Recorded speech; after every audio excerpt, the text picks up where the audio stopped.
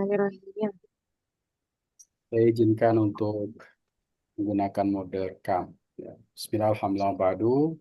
Kelas ini adalah kelas 5B ya. Betul, Pak. Kelas 5B, kita lihat kelas kita dulu. Tapi sebelum lihat kelas, apakah kelas 5B ini udah bisa login di kampus? Sudah, Pak. Sudah, Tapi Pak. Oh, pas yang sudah. bagian Bapak tuh belum ada isinya ya, Pak. Oh, sudah bisa masuk kampus? Sudah.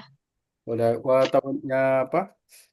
Minggu lalu sudah juga ya Kalau kampus? minggu lalu Belum, belum, Pak. Pak. Oke. Saya saya masuk login dulu ya di sebentar dulu di kampus.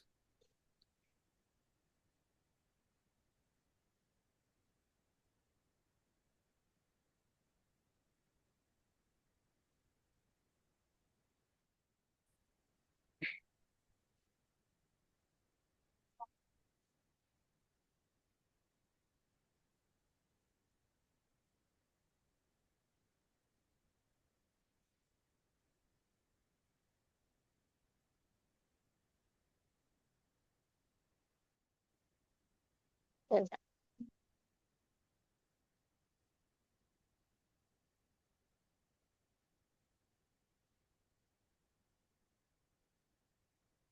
juga perjalanan dulu lagi. Di kampus ternyata emang sudah ada ya. Saya dari tadi ini nggak bisa login. Layar saya terlihat nggak? Terlihat, Pak. Lihat ya. Kalau saya tidak bisa login, maka saya jadi berarti saya lihat dulu nanti ini masih muter-muter nih.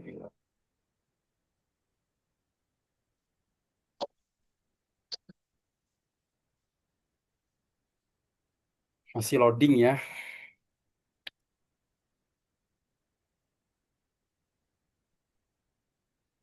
Ya, ini kelamaan kayaknya. Oke, nanti gini aja. Nanti akan saya masukkan di akhir perkuliahan untuk di kampus ya. Jika tidak ada kendala, ya ini sudah masuk tapi lemot sekali ya. Iya, betul, Pak. Memang sama sih kalau dari POV kita juga agak lemah tadi. Saya gitu maksudnya. Ya, jadi ini agak lama. Jadi di akhir perkuliahan nanti saya akan usahakan masuk di kampus ya. Tapi teman-teman semua nanti segera isi kehadiran saja ya.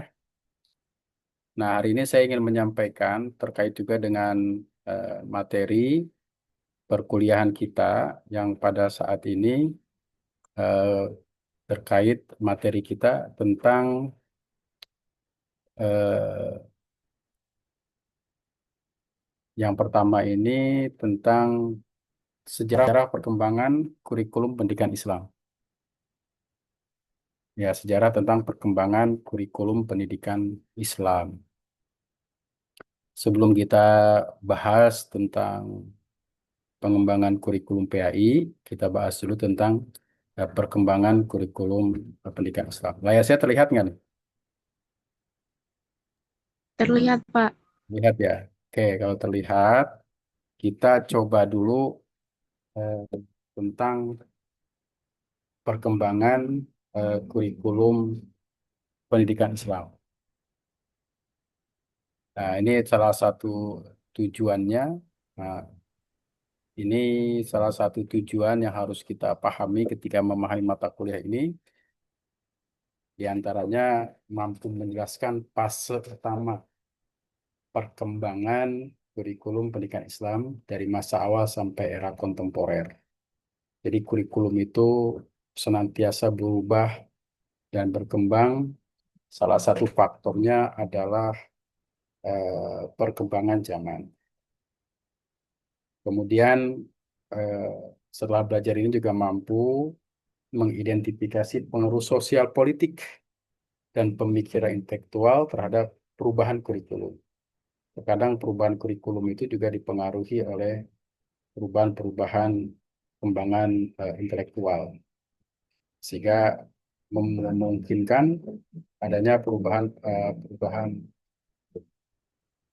Kemudian yang ketiga ini mampu untuk merancang silabus atau RPS, artinya pembelajaran semester, atau RPP, rencana pembelajaran, eh, baik itu madrasah, pesantren, sekolah, perguruan tinggi, dan segala macamnya dalam mempertimbangkan tradisi dan kebutuhan kontemporer.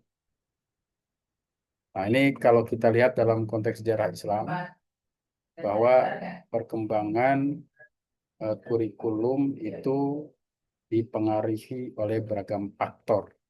Ya, kapan sebenarnya kurikulum pendidikan Islam itu dimulai? Pada dasarnya pendidikan Islam itu dimulai sejak Rasulullah SAW menyebarkan dakwah. Rasulullah menyebarkan dakwah, maka disitulah berawal dari sebuah proses pendidikan Islam, disesuaikan dengan konteks zamannya. Maka dalam hal ini kita bisa melihat di sini ada konteks yang terkait dengan abad awal, ya, yaitu abad 7 sampai dengan 10 Masehi. Ada masa awal itu, kalau kita sebut sekarang itu sebenarnya seperti pendidikan informal, ya. Karena kan pendidikan ada yang formal, non formal, informal. Pendidikan informal itu pendidikan yang berawal dari keluarga. Maka di keluarga itu adalah pendidikan informal. Di dalamnya ada pengajaran Al-Quran hadis, ada fikih, ya, di masjid, di rumah, kemudian juga tradisi pemindahan pengetahuan secara lisan, mulai halakoh-halakoh dan seterusnya, itu terjadi kisaran abad 7 sampai 10 Masehi. Walaupun tradisi itu masih terbawa sampai saat ini. Ya. Nah, kemudian yang keduanya itu abad 10 sampai 15 Masehi. Itu ada namanya madrasah klasik. Yang munculnya madrasah itu sebagai institusi formal di dunia Islam, di mana kurikulum itu berbasis kitab. Jadi kurikulumnya berbasis kitab. Kemudian ada sanad dan adab atau etika. Jadi ada sanad yang menyebabkan adanya ketersambungan ilmu, ya, itu sanad. Dia mendapatkan dari siapa sampai pada sumber utama. Maka sanad ini dalam Islam itu sangat penting, ya, berbasis kitab atau sanad. Nah, kemudian pada saat itu fokus pada ilmu agama. Abad 10 sampai 15 itu fokus pada ilmu agama, ada tafsir, hadis, kemudian ada usul fikih, ya, serta beberapa cabang ilmu lain.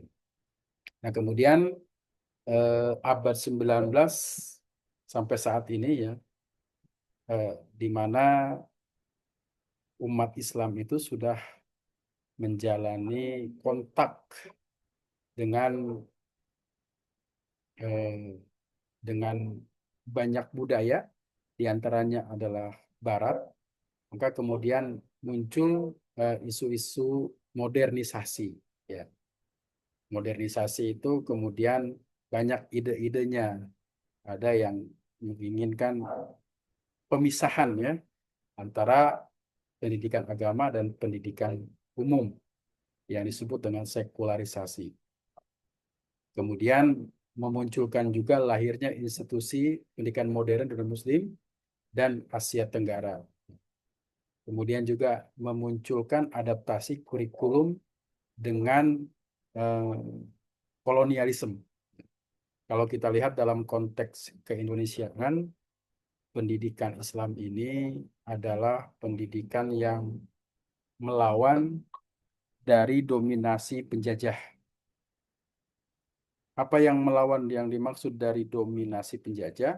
Kalau kita lihat dalam sejarah kita, orang-orang madrasah, orang-orang pesantren, para kiai dan ulama itu sama-sama bersatu untuk mengusir penjajah.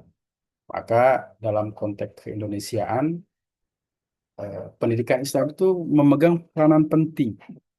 Bahkan kalau kita berbicara tentang kemerdekaan bangsa Indonesia, itu tidak bisa dipisahkan dari perjuangan para ulama, para kiai, ya, para pendiri-pendiri bangsa, di mana mereka itu sangat patuh, taat, ya, dalam mengembangkan ajaran-ajaran Islam dengan modelnya yang terjadi pada saat itu, ya, seperti dengan model pesantren dan segala macam. Maka madrasah, eh, pesantren saat ini adalah kepanjangan dari pendidikan Islam. Berbeda dengan sejarah sekolah. Ya, kalau kita baca literatur tentang sejarah sekolah, maka harus kita pahami bahwa sekolah itu model pendidikan yang ada di Eropa dan awalnya adalah untuk mengembangkan misionaris. Siapa itu misionaris? Ya, mereka yang mengembangkan ajaran-ajaran Nasrani di Indonesia itu pada awalnya. Tapi kemudian konsep sekolah ini diadopsi, ya, diadopsi dalam perkembangan pendidikan di Indonesia sehingga nanti ada proses perpaduan antara sekolah dan madrasah. Tapi kemudian madrasah juga mempertahankan diri dengan konsepnya dan sejak kurikulum 1994, ya, dan puncaknya di Undang-Undang Sisiknas nomor 20 tahun 2003, ya, saat ini yang sedang berlaku itu, madrasah dan sekolah sama sudah menjadi bagian yang tidak terpisah dalam sistem pendidikan nasional. Nah, karena ini adalah kesempatan yang sangat penting bagi kita untuk bagaimana mengembangkan kurikulum madrasah atau kurikulum sekolah menjadi lebih baik lagi. Nah, kemudian ada juga di sini pertengahan, ya, masa abad pertengahan. Ini munculnya nasionalisme dan standarisasi. Abad saat ini kan standarisasi, ya, di mana lembaga-lembaga itu berdasarkan distandarkan, ya, dengan label-label tertentu seperti akreditasi dan lainnya, sehingga pada dasarnya nanti memiliki kewenangan yang sama. Nah, kemudian yang kelima itu negara-negara Muslim termasuk Indonesia itu memasukkan pendidikan agama dalam sistem pendidikan nasional. Jadi sistem pendidikan agama menjadi sistem pendidikan nasional dalam konteks negara kita itu, ya, sejak tahun berapa di sini? Sejak kurikulum 1968. Kemudian ada 1975, 1984, 1994, 1999, ya, 2004, kemudian ada KTSP, ada kemudian kurikulum 2013. Nah, kemudian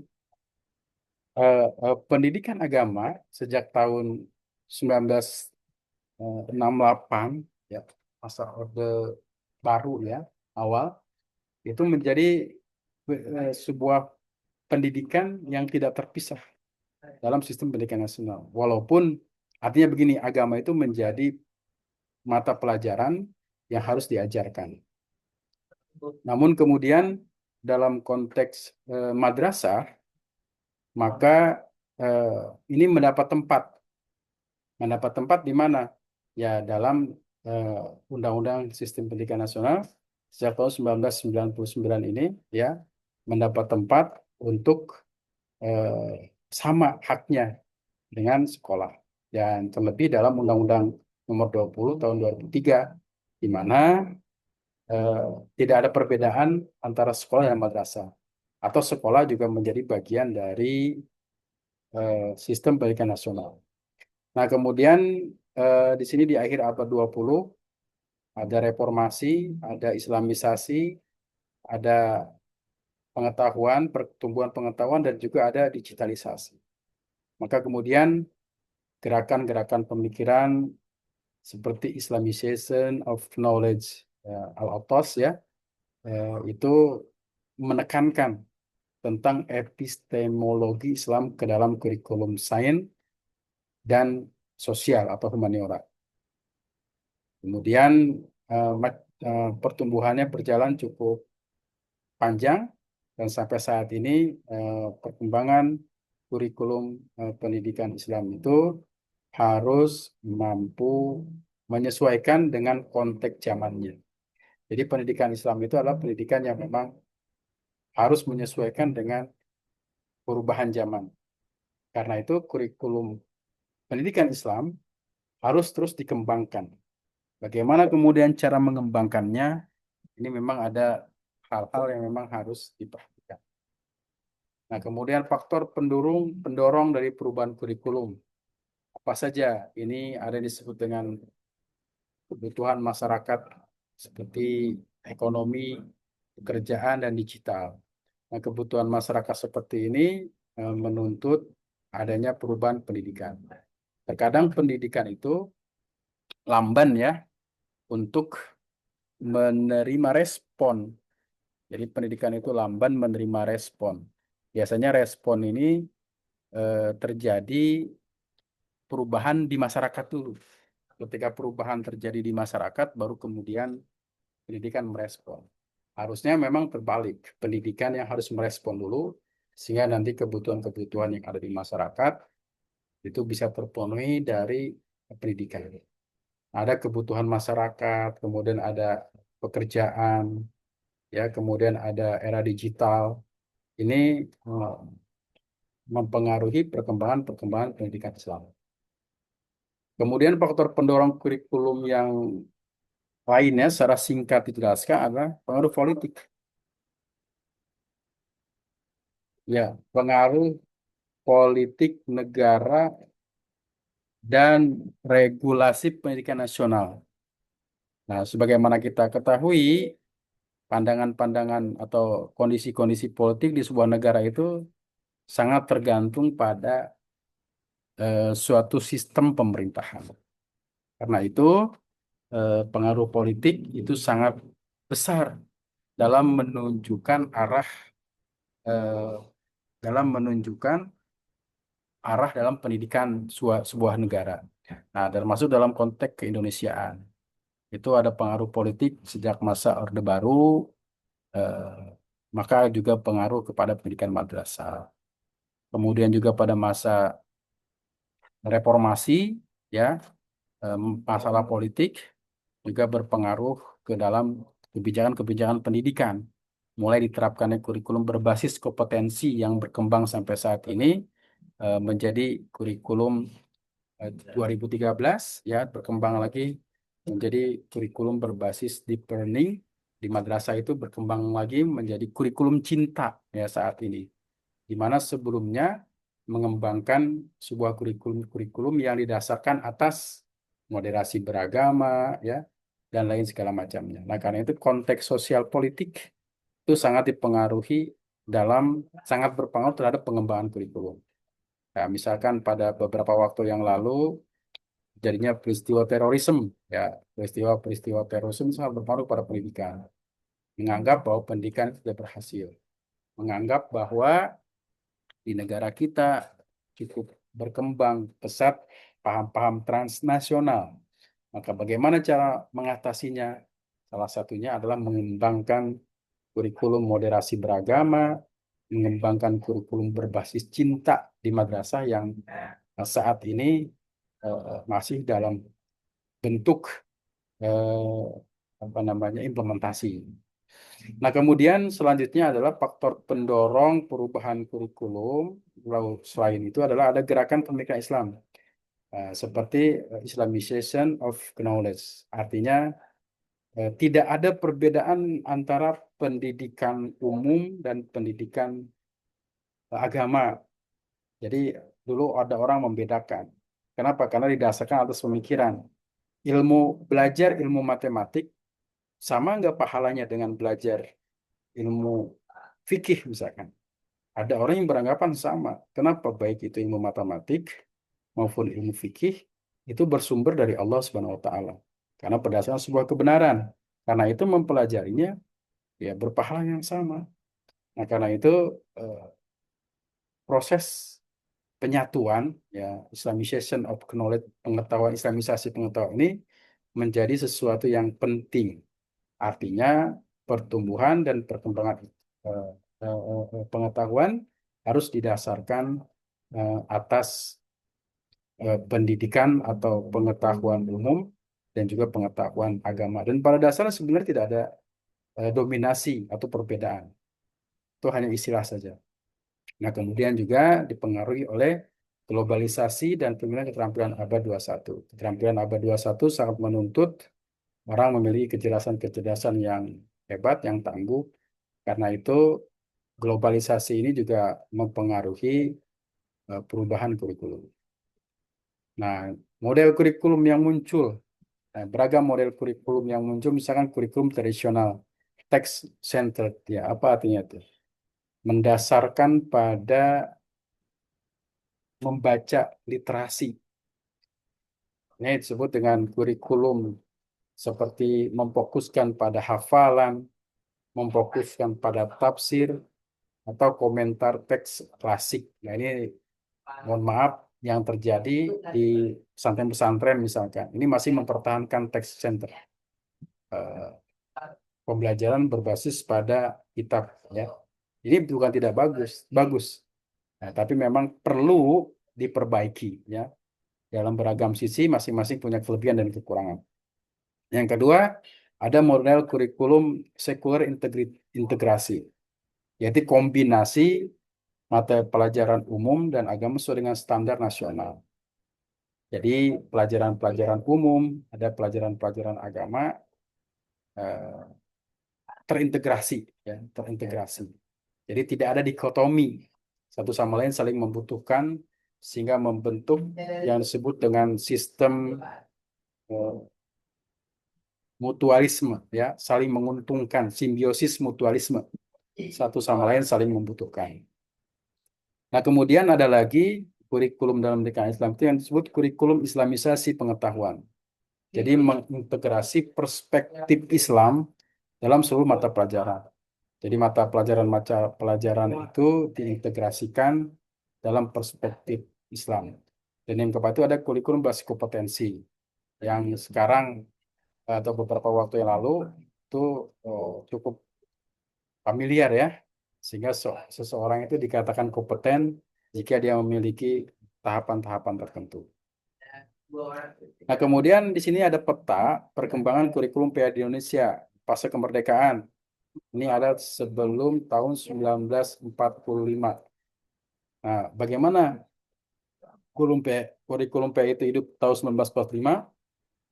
Itu ada pendidikan tradisional dan kolonial ya. Ada ciri khas yang bisa tersampaikan di sini. Ya, ciri khasnya cukup banyak ya. Teman-teman sekalian ini nanti bisa mempelajari ini ya, nanti akan lebih lanjut ya dalam tag yang mungkin nanti saya akan sampaikan dalam e-kampus khusus kelas 5B ya, karena tadi saya tidak bisa mengakses. Oke, sampai sini materi yang bisa disampaikan. Kita di sini ada 16 orang ya. Kalau ada yang ditanyakan, disilahkan terkait dengan perkembangan kurikulum dalam pendidikan agama Islam. Silakan kalau ada hal yang ditanyakan. Kalau cukup ya, kalau cukup kita cukupkan dulu. Cuma saya nanti karena kalau ada e-kampus bisa dibuka, maka nanti teman-teman silakan mengisi di e-kampus ya. Saya akan sekaligus memberikan dua materi ya, ya pertemuan pertama dan pertemuan sekarang kalau ada di e-kampus kalau untuk kelas 7B. Terima kasih atas perhatiannya. Mohon maaf atas segala kekurangan. Akhirul kalam, Assalamualaikum warahmatullahi wabarakatuh. Waalaikumsalam.